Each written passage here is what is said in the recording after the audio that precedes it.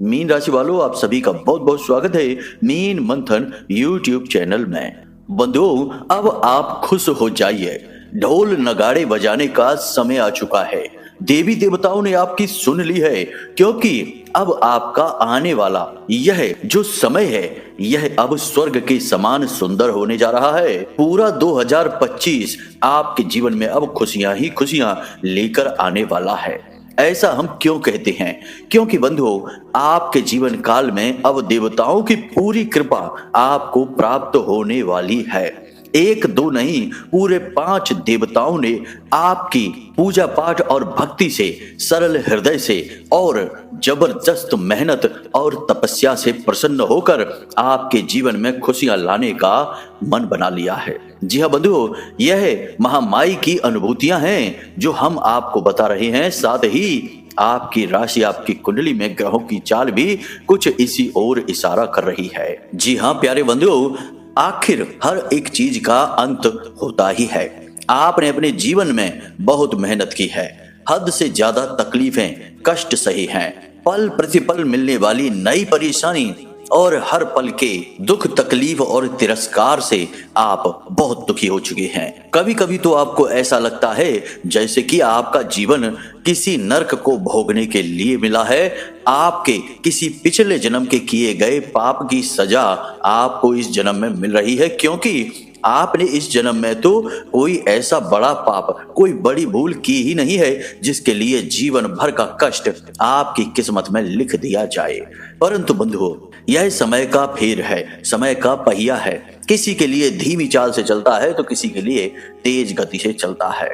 आपके जीवन में अब परिवर्तन का समय आ चुका है और इस परिवर्तन के संकेत आपको मकर संक्रांति के तुरंत बाद से ही मिलने शुरू हो जाएंगे। जी हाँ बंधुओं, देवता जब कृपा करते हैं तो वे संकेत अवश्य देते हैं। बुद्धिमान जातक संकेतों को पहचान लेता है और उनके अनुसार जीवन में परिवर्तन करना शुरू कर देता है, तो देवताओं की पूर्ण कृपा जीवन में आ जाती है। लेकिन जिन लोगों को ज्ञान नहीं होता है या जो लोग अपने आप को ही सब कुछ समझकर बैठते हैं, उन लोगों को ये संकेत दिखाई ही नहीं देते हैं, तो उनके लिए किसी भी समय में कभी भी कोई बदलाव नहीं होता है। क्योंकि दिव्य शक्तियों की जब तक कृपा और आशीर्वाद ना होंगे, जीवन में कभी सुख हासिल होगा ही नहीं। तो अब आपके लिए यह सुंदर समय आने वाला है। इसके संकेत आपको मिलने शुरू हो जाएंगे। आने वाले 8 से 10 दिनों में इन दिव्य शक्तियों के द्वारा दिए गए संकेत आपको मिलने शुरू हो जाएंगे। इन्हें आपको पहचानना है और हर एक संकेत के साथ कुछ न कुछ छोटी सी क्रिया और उपाय है जो आपको करने हैं।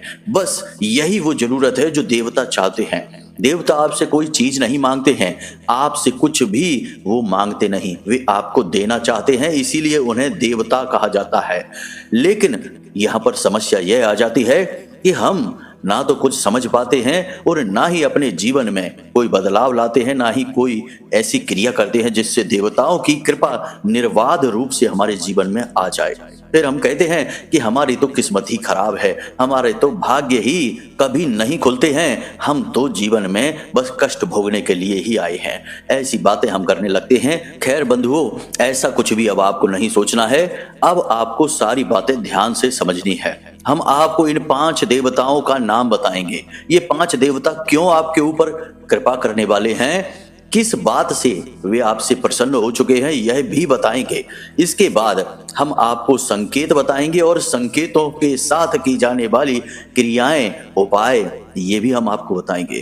तभी तो पूर्ण ज्ञान होगा जब हर एक बात का विस्तार होगा। जी हाँ बंधुओं, बस आपसे हम यह चाहते हैं कि आप इस कार्यक्रम को अंत तक अवश्य देखें, तभी हमारी मेहनत सफल होगी और माता रानी के प्रति हमारी भक्ति और प्रेम भाव भी सफल होगा। जी हाँ बंधुओं, तो चलिए बिना समय गवाए कार्यक्रम को शुरू करते हैं। माता रानी का नाम लेते हुए कमेंट बॉक्स में पूरे भक्ति भाव के साथ लिख डालिए, जय मां भद्रकाली कृपा करो। महामाई आपके ऊपर निश्चित कृपा करेंगी, हमें पूर्ण विश्वास है। इसी के साथ साथ बंधुओं, जो इस चैनल कार्यक्रम पर आज पहली बार आए हैं, वे यह बात अच्छी तरह से समझ लें कि यह जो चैनल है और जो कार्यक्रम है, यह मां भद्रकाली धाम से प्रसारित हो रहा है और आपके लिए यह सुनहरा अवसर है जब आप धाम से जुड़ सकते हैं, महामाई के परिवार के दिव्य परिवार के सदस्य बन सकते हैं। बस करना यह है कि चैनल को सब्सक्राइब कर लीजिए और कमेंट बॉक्स में लिख दीजिए, मैं भी महामाई के परिवार का हिस्सा हूं,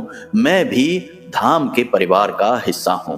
ऐसा करते ही तुरंत महामाई की कृपा आप तक पहुंच जाएगी और अगले 3 दिनों में आपको एक बहुत अच्छी खबर, कोई ऐसी सूचना प्राप्त होगी जैसे सुनकर आपका मन प्रसन्न हो जाएगा। जी हाँ बंधु, तो चलिए जल्दी से चैनल को सब्सक्राइब करिए, फिर आगे बढ़ते हैं। गुरुजी एक बात बताओ, आप कहते हो वीडियो में कुंडली का विश्लेषण करवाओ, क्या कुंडली का विश्लेषण करवाना जरूरी है? हाँ, कुंडली का विश्लेषण करवाना जरूरी है। क्यों जरूरी है? देखो, जैसे हम बीमार होते हैं तो हम डॉक्टर के पास जाते हैं, अपनी रिपोर्ट लेकर जाते हैं और रिपोर्ट के आधार पर डॉक्टर हमें दवाइयां देता है और वे दवाइयां जब हम खाते हैं तो हमें आराम भी मिलता है और हम जल्दी ठीक भी हो जाते हैं। बजाय इसके कि हम ऐसे ही अंदाजे से दवाइयां लेते रहें, खाते रहें, कभी ठीक होंगे, कभी नहीं होंगे, कभी रिएक्शन भी हो सकता है। आपकी कुंडली जो है वह आपकी रिपोर्ट है, आपका एक्सरे है कि आपके जीवन में कहां कष्ट है, कौन सी ग्रहों की दशाएं हैं जो आपको रोक रही हैं, परेशानी आपके जीवन में पैदा कर रही हैं। कोई दोष तो नहीं है, जैसे पितृ दोष होता है, ग्रहों से अलग अलग ग्रहों से जनित होता है, कोई अनिष्ट ग्रह योग तो नहीं है, कोई बाधा तो नहीं है। तो ये आपकी रिपोर्ट है। अगर आप अपनी रिपोर्ट दिखा देंगे तो आपको सटीक समाधान मिलेंगे, समस्याओं का सही कारण पता चलेगा और जीवन में खुशहाली आएगी। नहीं दिखाएंगे तो अंदाजे से दवाइयां लेते रहिए, ठीक होने की कोई गारंटी नहीं है। तो बंधुओं, अब ध्यान से सुनिए, मकर संक्रांति के तुरंत बाद अगले 8 से 10 दिनों में आपके जीवन में कुछ ऐसी घटनाएं, ऐसे संकेत आपको मिलेंगे जो प्रमाण होंगे कि इन देवताओं ने, दिव्य शक्तियों ने आपके ऊपर कृपा करने का मन बना लिया है। इन संकेतों को जरा ध्यान से समझिए, क्योंकि कोई भी संकेत यदि आपसे मिस हो गया तो आप शायद इस सुनहरे अवसर को अपने हाथ से गवा बैठेंगे। याद रखना कि देवी देवता कभी साक्षात किसी के सामने प्रकट नहीं होते हैं, उसके लिए हजारों साल का तप लग जाता है, लेकिन देवी देवताओं की कृपा अवश्य प्राप्त हो जाती है, थोड़ी सी मेहनत से ही। तो जब देवी देवता कृपा करते हैं तो वे संकेत के माध्यम से इंसान को सही मार्ग पर लाने की कोशिश करते हैं, उसकी मदद करते हैं और किसी न किसी को माध्यम बनाकर उसके जीवन का उद्धार करते हैं। जी हाँ बंधुओं, तो अब आपको ऐसे में इन संकेतों को पहचानना बेहद आवश्यक है। तो ध्यान से सुनिए, संकेत क्या रहेंगे। सबसे पहला संकेत यह रहेगा कि आपके राह का जो बाधक है, जो आपका शत्रु है, कोई एक ऐसा व्यक्ति है जो आपको बहुत परेशान कर रहा है, किसी न किसी बात में आपको उसने अटका कर रखा है।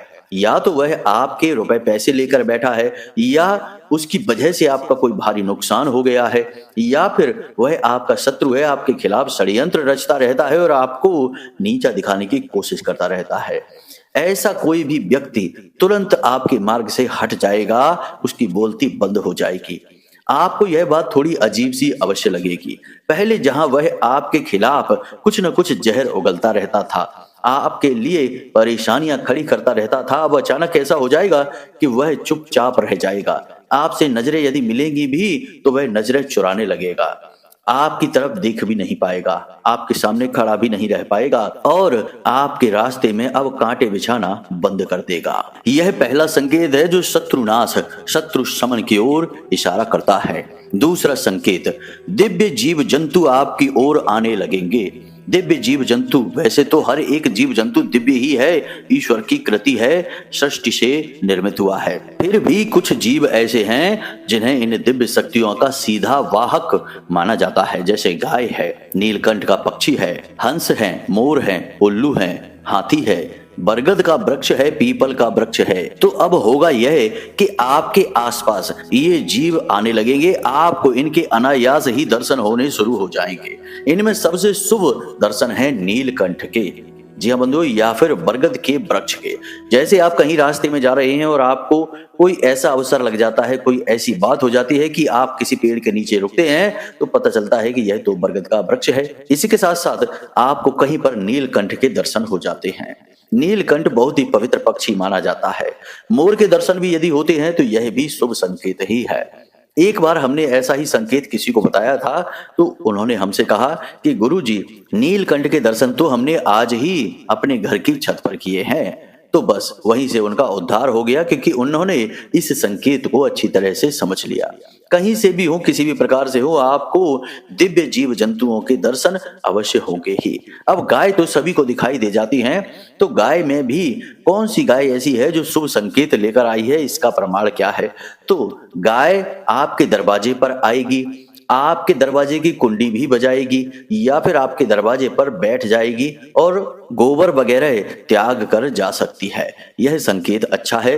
दूसरा कि आप घर से बाहर जैसे ही निकले तो आपको अपनी ओर आती हुई गाय माता दिखाई देगी। यह भी संकेत बहुत अच्छा है। तो गाय के विषय में यदि ऐसे संकेत देखते हैं तो समझ जाइए कि यह दिव्य शक्तियों का संकेत है। उन्होंने आपके जीवन का उद्धार करना चुन लिया है। तो अब जब आपको इन दिव्य जंतुओं के दर्शन हो जाएं, संकेत मिल जाएं, तो आपको उसी दिन, जिस दिन ये संकेत मिले, उसी दिन भोले बाबा के मंदिर जाना है। भोले बाबा का नाम पशुपति नाथ भी है, यानी कि समस्त जीव जंतुओं के मालिक हैं भोले बाबा। और उस मंदिर में जाकर आपको भोले बाबा को मीठा जल समर्पित करना है। जल में थोड़ा सा गुड़ मिला लेना, मिश्री भी मिला सकते हैं, थोड़े सफेद चावल और काले तिल मिला लें। इसके साथ आप जल समर्पित करें भोले बाबा को। इसी के साथ साथ मंदिर के दान पात्र में थोड़ी सी दक्षिणा, अंशदान अवश्य दें। इतना कार्य आप अवश्य करें। यह शुभ संकेत भोले बाबा की ही देन है, उन्हीं की कृपा है। इसी की वजह से उनका आभार व्यक्त करना बेहद अनिवार्य है। इसी के साथ साथ बंधुओं, एक तीसरा संकेत भी है। अचानक से आपको धन लाभ हो जाएगा, या फिर कोई ऐसी चीज आपको कहीं पड़ी मिल सकती है, जैसे कि कोई सिक्का कहीं जमीन पर आपको पड़ा मिल सकता है, थोड़े बहुत रुपए पैसे भी पड़े मिल सकते हैं, या फिर कोई किसी का जेवर है, जिसे ज्वेलरी कहते हैं, कोई अंगूठी है या कोई और ज्वेलरी का भाग है, आपको जमीन पर पड़ा मिल सकता है। यानी कि पैसे की आवक, धन लक्ष्मी स्वयं आपके जीवन में आने का मार्ग बना रही हैं। तो आपको यह संकेत यदि मिल जाता है, यानी कहीं रुपए पैसे पड़े मिलते हैं, कोई ज्वेलरी पड़ी मिलती है, या फिर आपको अचानक से कहीं से, जहां से उम्मीद ना हो, वहां से पैसे मिल जाते हैं, समझ जाइए कि यह संकेत मिल चुका है। तो ऐसे में आपको क्या करना है कि आपके घर में जो सबसे छोटी कन्या होगी, आपकी पुत्री भी हो सकती है, किसी और रिश्ते से आपकी भतीजी वगैरह या कोई और भी रिश्ता हो सकता है, कोई भी सबसे छोटी कन्या आपके घर में सदस्य है, तो उसके लिए आप कुछ मीठा लेकर जाएं। जी हाँ बंधुओं, वैसे भी हमारे हिंदू धर्म सनातनी परंपरा की यह रिवाज है कि जब हम किसी के भी घर जाते हैं तो कुछ मीठा लेकर जाते हैं, खाली हाथ नहीं जाते। और यहाँ तक कि जब हम अपने स्वयं के घर भी बहुत देर के बाद जाते हैं, जैसे सुबह निकले हम अपने काम धंधे व्यापार पर, फिर लौटकर अपने घर वापस जा रहे हैं, तो छोटे छोटे बच्चों के लिए कुछ ना कुछ थोड़ा बहुत चॉकलेट वगैरह, बिस्किट वगैरह या फिर कुछ और फल वगैरह अवश्य ले जाते हैं, क्योंकि बच्चे आस लगाते हैं और बच्चे भगवान का स्वरूप होते हैं।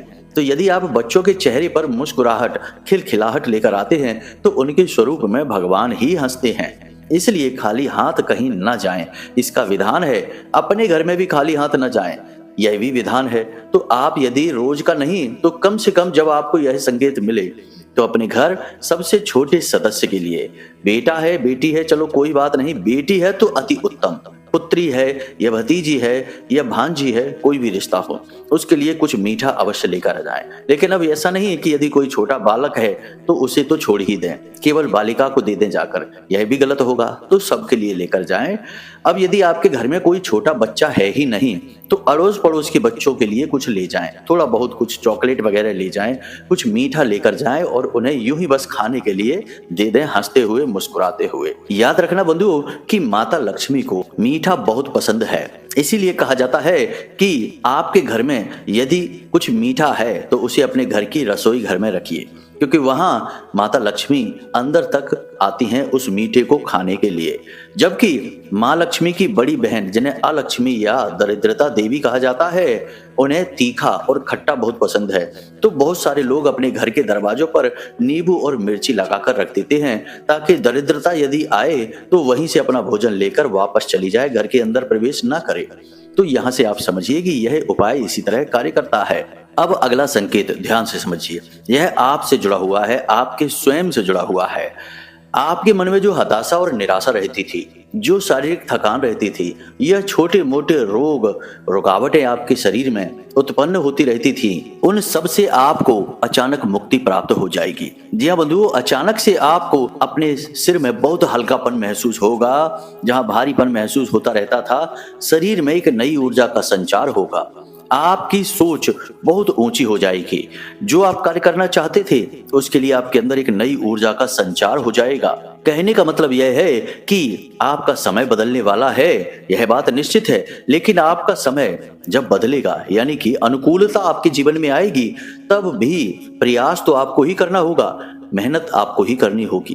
तो यदि दिव्य शक्तियां ऐसा न करें, केवल आपको संकेत देती रहें और आपको बीमार, आलसी और काम को टालने वाला बनाकर रखें, तो आपका अच्छा समय आकर भी चला जाएगा, लेकिन आपके जीवन में इसका प्रभाव नहीं दिखेगा। इसलिए दिव्य शक्तियां आपके अंदर ऊर्जा का संचार करेंगी, आपको निरोगी बनाएंगी, आपके दिमाग में जागृति लेकर आएंगी, आपको अच्छे बुरे का ज्ञान हो जाएगा। आप समय बर्बाद करना छोड़ देंगे, गलत लोगों की संगत छोड़ देंगे। इसी के साथ साथ आपको यह भी समझ में आने लगेगा कि अब आपको जीवन में आगे क्या करना है। आपने जो नई योजनाएं बनाई हैं, उन योजनाओं पर किस प्रकार कार्य करना है, यानी कि अपने आप मार्ग खोलने लगेंगे, विचार आने लगेंगे, जीवन में गति आने लगेगी। जी हाँ बंधु, यह बहुत बड़ी बात होती है। इसे महसूस करना बहुत अनिवार्य है। जब तक आप इस चीज को महसूस नहीं करेंगे, इस विषय पर विचार नहीं करेंगे, आपकी सोच इस तरफ जाएगी ही नहीं। जी हाँ बंधु, कई बार हमने लोगों को जब उनके विचारों से परिचय कराया तो वे हमसे कहते हैं कि गुरुजी, हमने कभी इस प्रकार तो सोचा ही नहीं। हम तो एक ही तरह से सोचते चले आ रहे थे कि अब तो ऐसा ही होगा, जीवन में ऐसा ही होता रहेगा, परेशान ही रहेंगे। लेकिन ऐसा नहीं है। कभी कभी जीवन में धीमे से, चुपके से अच्छे संकेत भी आ जाते हैं, लेकिन हम इतने अपनी परेशानियों के आदती हो चुके हैं कि हम उन परेशानियों, तकलीफों और रोजमर्रा की अड़चनों के चक्कर में अच्छे संकेतों को, शुभ संकेतों को देख ही नहीं पाते हैं। यह बिल्कुल वैसा ही है कि कोई इंसान रेगिस्तान में भटक रहा है, भूखा और प्यासा, तो उसे रेत ही रेत हर तरफ दिखाई दे रही है, और उस रेत का वह इतना आदी हो चुका है कि कई बार छोटे छोटे तालाब पानी के उसकी आंखों के सामने से गुजर भी जाते हैं, तो वह भी उसे भ्रम समझकर जाने देता है और भटकता रहता है। जबकि अगर वह बुद्धिमानी से काम ले, जागृति उसके मन में आ जाए, तो परेशानी उसकी दूर हो जाए, उसकी प्यास मिट जाए, पानी का तालाब तो उसके सामने से आता ही रहता है। इसी प्रकार जीवन है। जीवन में जब हम एक ही चीज के आदी हो जाते हैं तो बदलाव हमें दिखाई ही नहीं देता है। तो यह सब चीजें आपको महसूस करनी ही पड़ेंगी। रोज सुबह जागते ही ऊर्जा का एहसास आपके अंदर आएगा, आपका स्वास्थ्य बेहतर होगा, आपकी सोच उन्नत होगी और आप बुरे लोगों से दूरी बनाएंगे, गलत कार्यों से दूर रहेंगे और अपना समय बर्बाद करने से आप बचेंगे। लेकिन जब आप सोचेंगे तब ये चीजें और शक्ति के साथ आपको महसूस होंगी और बड़े बदलाव आपके जीवन में लेकर आएंगी। लेकिन यदि आप सोचेंगे नहीं तो बहुत हल्का सा प्रभाव कुछ दिनों के लिए तो दिखेगा, लेकिन वापस फिर से सब कुछ वैसा ही हो जाएगा जैसा चलता चला आ रहा है। तो इसीलिए तो हमारे हिंदू धर्म में धारणा का विधान है। अब बंधुओं, बात इतनी सी है कि किसी भी बात को समझाया बहुत तरीकों से जा सकता है, लेकिन इस चक्कर में कार्यक्रम बहुत लंबा हो जाता है और कुछ लोगों के पास इतना धीरज और धैर्य नहीं होता कि वे हर बात को समझें बारीकी से। उन्हें सब कुछ जल्दी जल्दी चाहिए। आजकल वैसे भी सोशल मीडिया पर एक एक मिनट की 30-30 सेकेंड की वीडियो देखने की आदत पड़ गई है लोगों को, इसलिए गहराई तक कोई जाना ही नहीं चाहता है। तो इसलिए हम आपसे कहते हैं कि आप बस महसूस करेंगे तो आपको बहुत कुछ परिवर्तित होता आपके जीवन में दिखाई देने लगेगा। और जब आपको ऐसा महसूस होने लगे कि हाँ, गुरुजी ने जो कहा वे बातें सचमुच में जीवन में घटित होनी शुरू हो चुकी हैं, तो आपको जिस दिन ऐसा महसूस हो उसी दिन आप बाजार जाइए और अपने घर के लिए हनुमान जी की उड़ती हुई तस्वीर लेकर आइए। जी हाँ बंधु, हनुमान जी ने हाथ में पर्वत ले रखा है और हवा में उड़ रहे हैं। इस तस्वीर को लेकर आइए और इसे आप अपने घर में 2-3 जगहों पर लगा सकते हैं। पवित्रता का ख्याल रखना है, इस बात को याद रखना। पहले तो आप अपने घर के मुख्य दरवाजे के ठीक सामने वाली दीवार पर लगा सकते हैं। लेकिन बात यही है कि वहां पवित्रता होनी चाहिए। उस दीवार के नीचे जूते चप्पल नहीं पड़े होने चाहिए, गंदगी नहीं होनी चाहिए और उस दीवार के आसपास टॉयलेट वगैरह भूल कर भी ना हो। तो यहाँ आप ना लगाएं। अगर ऐसा कुछ है तो स्वच्छता पवित्रता है तब तो ठीक है, यदि नहीं तो आप अपने घर में पूजा घर में जैसे ही आप प्रवेश करते हैं तो ठीक सामने वाली दीवार पर लगाएं। यानी कि कोई भी ऐसी जगह पर आप लगाएं जहां उस तस्वीर की आप दिन में 2-4 बार दर्शन अवश्य करें। इसी प्रकार यदि आपकी कोई दुकान है, बिजनेस है, ऑफिस है, तो आप अपनी दुकान, बिजनेस, ऑफिस में जैसे ही प्रवेश करते हैं यानी मुख्य दरवाजे के ठीक सामने वाली दीवार पर काफी ऊंचाई पर इस तस्वीर को लगाएं।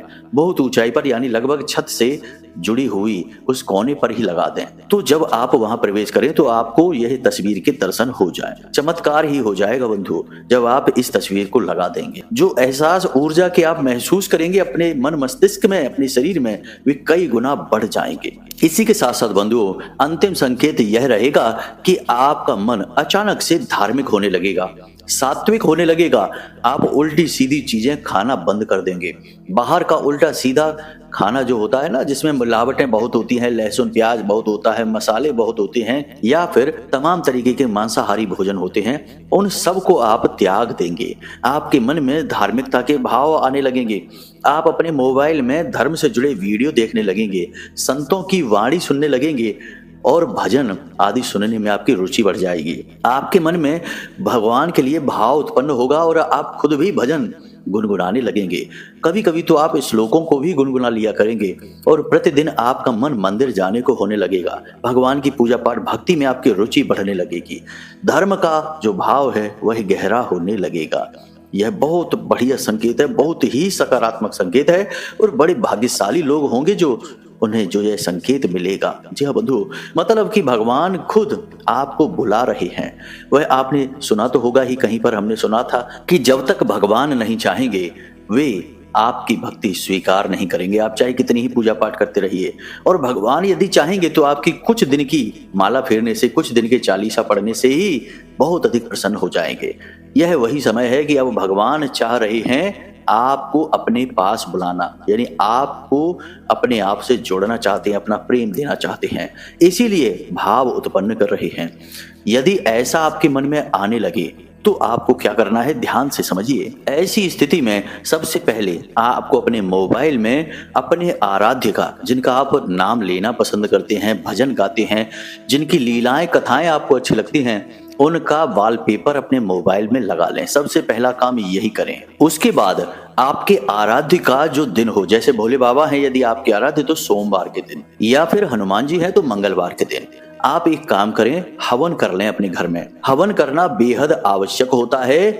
हवन से हमारी आसपास की ऊर्जा जो नकारात्मक है वह भाग जाती है, सकारात्मक ऊर्जा बढ़ती है और देवताओं से हमारा संबंध बहुत मजबूत होता है। हवन एक बहुत ही वैज्ञानिक और आध्यात्मिक पद्धति है। तो आप क्या करें कि उनके दिन पर, यानी भोले बाबा है तो सोमवार के दिन रात्रि के समय हवन का आयोजन कर लें और खुद ही कर लें हवन। किसी की आवश्यकता नहीं है आपको, बस शुद्धता का ख्याल रखें और हवन के बारे में अपने पंडित जी से पूछ लें थोड़ा बहुत, यदि आपको नहीं आता है तो। वैसे तो हम बता ही देते हैं, फूल लाइए, प्रसाद लाइए भगवान के लिए, और जो हवन की सामग्री होती है उस सामग्री को लेकर आइए और कपूर लाइए और थोड़ा सा हवन, केवल एक माला का हवन कर लीजिए। यानी कि भोले बाबा का जो मंत्र है, पंचाक्षरी मंत्र, जिसे महाशक्तिशाली महामंत्र भी कहा जाता है, उस मंत्र का उच्चारण करते हुए 108 आहुतियां कर लीजिए। इतना सा हवन कर लीजिए। यदि आपसे कोई छोटी मोटी भूल चूक भी हो जाती है तो वह स्वीकार्य है, आपके लिए क्षमा है, क्योंकि आप इतने अनुभवी नहीं हैं। यदि आपको अनुभव है तब तो सर्वोत्तम है, यदि नहीं है तो आपको जैसा समझ में आ रहा है वैसा आप कर लीजिए। बस हवन में मंत्र उच्चारण करते हुए 108 आहुतियां समर्पित कर दीजिए। इतना यदि आप कर पाते हैं तो बहुत ही शुभ संकेत है। देवता सीधे आपसे जुड़ जाएंगे और कोई भी आपका बाल विवाह का नहीं कर पाएगा और आने वाला समय आपका बहुत ही शुभ रहने वाला है। 5 देवताओं के विषय में हमने आपको बताया था, ध्यान से सुनिए। 5 देवता सूर्य देव हैं, शनि देव हैं, भगवान श्री हरि विष्णु हैं, माता लक्ष्मी हैं और हनुमान जी हैं। अब ऐसा क्यों है? क्योंकि यह मकर संक्रांति के बाद का जो समय है यह सूर्य देव और शनि देव को समर्पित है। यह पूरा वर्ष मंगल देव को समर्पित है और इनके आराध्य हनुमान जी हैं। और भगवान श्री हरि विष्णु और माता लक्ष्मी वे इस संसार के संचालक हैं। हर एक परिस्थिति में वे आपके साथ ही हैं, हर एक जीव का संचालन कर रहे हैं। लेकिन जब कोई शुभ घड़ी जीवन में आती है, जब दैवी शक्तियां घनीभूत होती हैं, तो वहां भगवान श्री हरि विष्णु और माता लक्ष्मी अवश्य मौजूद रहते ही हैं। तो इस प्रकार 5 शक्तियों का आपको साथ मिलने वाला है। अब आप हमें समय समय पर कमेंट करके या मैसेज करके यह अवश्य बताना कि आपको इनमें से कौन से संकेत मिले हैं। यदि मार्गदर्शन चाहिए तो आप फोन भी कर सकते हैं, हम आपको फोन के द्वारा सही मार्गदर्शन भी दे देंगे। और यदि कुंडली का आकलन कराना है तो इसके लिए भी हमने वीडियो में जो नंबर दिया है बस उसी नंबर का प्रयोग करना है। छोटी सी दक्षिणा के साथ आपका कुंडली का श्रेष्ठतम आकलन हम करके आपको दे देंगे। तो चलिए बंधु, आज के इस कार्यक्रम को यहीं पर समाप्त करते हैं। उम्मीद करते हैं कि जो बातें हमने आपको बताई हैं वे आपको समझ में आ गई हैं। आप उन बातों का प्रयोग करके अपने जीवन में बदलाव अवश्य लेकर आ पाएंगे। इसी के साथ साथ बंधु, हमारा आपसे बस यही कहना है कि हमेशा हंसते रहिए, मुस्कुराते रहिए, सकारात्मक रहिए और महामाई पर अपनी आस्था और विश्वास बनाकर रखिए, क्योंकि आपका उद्धार तो वहीं से होना है। तो प्रेम से बोलिए जय माई की, जय मां भद्रकाली। महामाई आपका कल्याण करेंगी। धन्यवाद।